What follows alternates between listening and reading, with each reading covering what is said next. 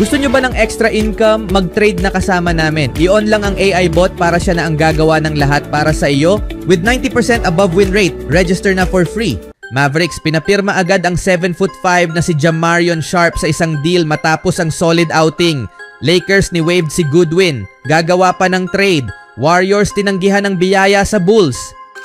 Noong nakaraang season nang pumirma ang Dallas Mavericks kay Jamarion Sharp sa isang training camp deal matapos niyang magpakita ng magandang performance sa Summer League, sabik ang mga fans na makita kung ano ang kaya niyang gawin sa antas ng NBA. Matapos ang isang hindi pantay na preseason ngayong taon na may ilang kapansin-pansing patikim ng kanyang potensyal, nagpasya ang Mavericks na huwag bigyan si Sharp ng two-way deal kaya't ginugol niya ang season kasama ang Texas Legends.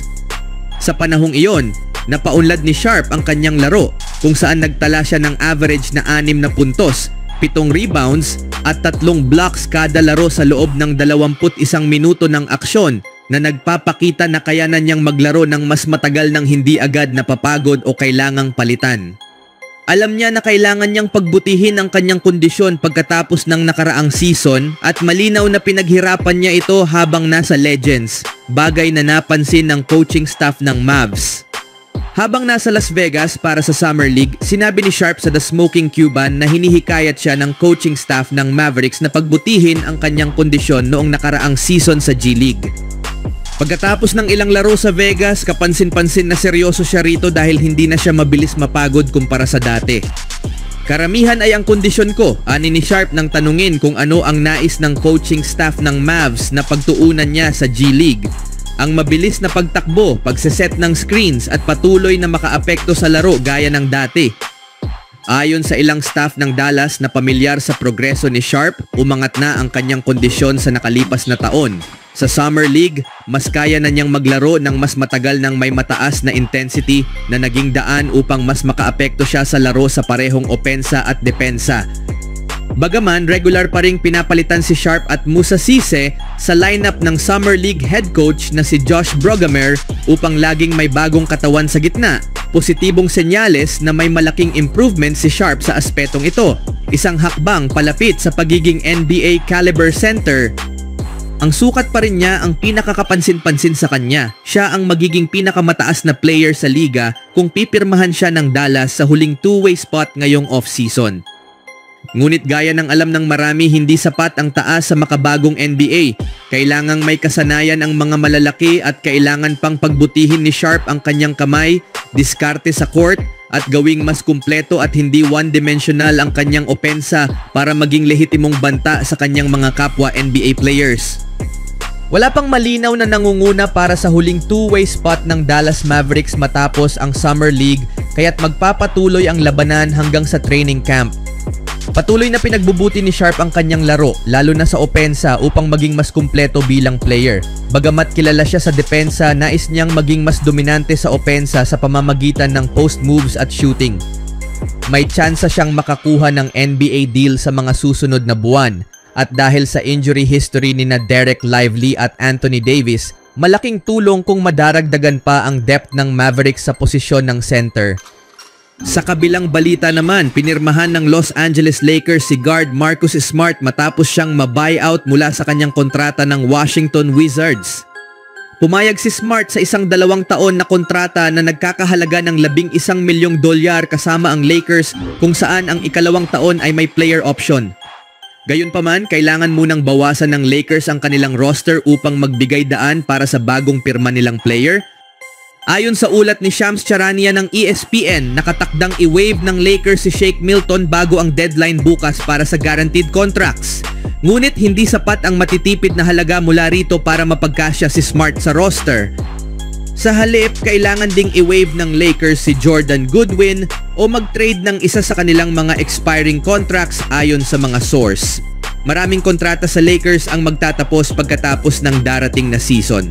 Kabilang sa mga expiring contracts sina Rui Hachimura, Gabe Vincent at Maxi Kleber. Lahat ng 4 na players ay posibleng makakuha ng kapalit na asset o role player. Ngunit mahihirapan si Rob Pelinka, ang presidente ng basketball operations ng Lakers, na maisakatuparan ang isang trade na may sapat na halaga.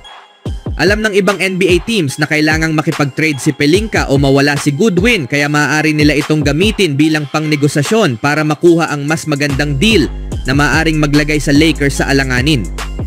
Mataas ang tiwala ng Lakers sa kanya at pinuri pa ni head coach JJ Redick ang kanyang effort level noong nakaraang season.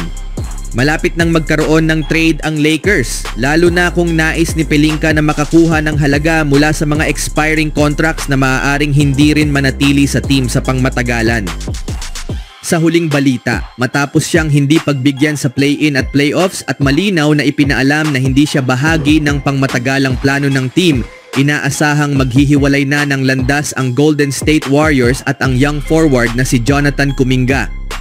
Pagsapit ng off-season, inaasahan na may malaking halaga siya bilang isang sign and trade asset, ngunit ang kakulangan niya sa playing time ay malinaw na nakaapekto sa anumang halaga na sanay meron siya. Nauugnay si JK sa Sacramento Kings at Chicago Bulls bagaman ayaw gumastos ng Kings para sa kanya at ayon sa mga ulat hindi interesado ang Warriors sa isa sa pinakamahusay na player ng Bulls. Sa papel, si Nikola Vucevic ang uri ng player na gustong idagdag ng Warriors. Kaya niyang magbigay ng spacing, makakuha ng rebounds, makapuntos at kasalukuyan siyang nasa isang expiring contract, ngunit ang $21 milyong na sweldo niya para sa susunod na season ay makakapigil sa kakayahang gumalaw ng Golden State. Ayon sa ilang pag-uusap, si Vucevic ay maaaring maging bahagi ng isang sign and trade na pinaplanong interesan ng Warriors, ani ng insider na si Jake Fisher. Pero sa tingin ko, hindi talaga ganon kalaki ang interes ng Warriors kay Nikola. Naugnay siya sa Warriors hanggang sa trade deadline ng nakaraang season kung saan nagtapos siya sa averaging na 18 na puntos at 10 rebounds habang may 40% shooting mula sa 3-point range. Sa papel, ang lineup na binubuo ni na Stephen Curry, Jimmy Butler, Buddy Hield, Draymond Green at Vucevic ay mukhang may potensyal, ngunit ayon kay Fisher, hindi ganoon kasigurado ang Warriors. Dagdag pa niya, sigurado akong hindi matutuwa ang Warriors na ipalit si Kuminga para lang sa isang expiring contract tulad ni Nikola Vucevic. Dahil may kontrata pa sina Curry, Butler at Green sa loob ng 2 season, tiyak na mas gugustuhin ng Golden State ang isang player na swak sa kanilang timeline. Kahit hindi perpektong akma si Vucevic, hindi pa rin nakakakuha ng kahit isang bagong player ang Warriors sa pamamagitan ng trade o free agency ngayong off-season. Nauugnay sila kay Al Horford, ngunit hindi pa ito nagdedesisyon kung sasama siya sa Warriors, babalik sa Hawks o magre-retiro na. Sa ngayon, 9 na lang ang natitirang players sa roster nila at ang tanging tunay nilang center ay si Quinten Post na hindi eksaktong panggulo sa mga contender sa championship. Bagamat may ilang buwan pa bago magsimula ang bagong NBA season, wala sa posisyon ang Warriors para maging mapili. Kailangan nilang ayusin ang kanilang lineup kung nais nilang idagdag ang ika-5 championship ring para kina Steph at Green. Maaring hindi si Vucevic ang defensive asset na hinahanap nila, pero may lugar pa rin siya sa rotation at ang Bulls ay isa sa kakaunting team na interesado pa rin kay Kuminga.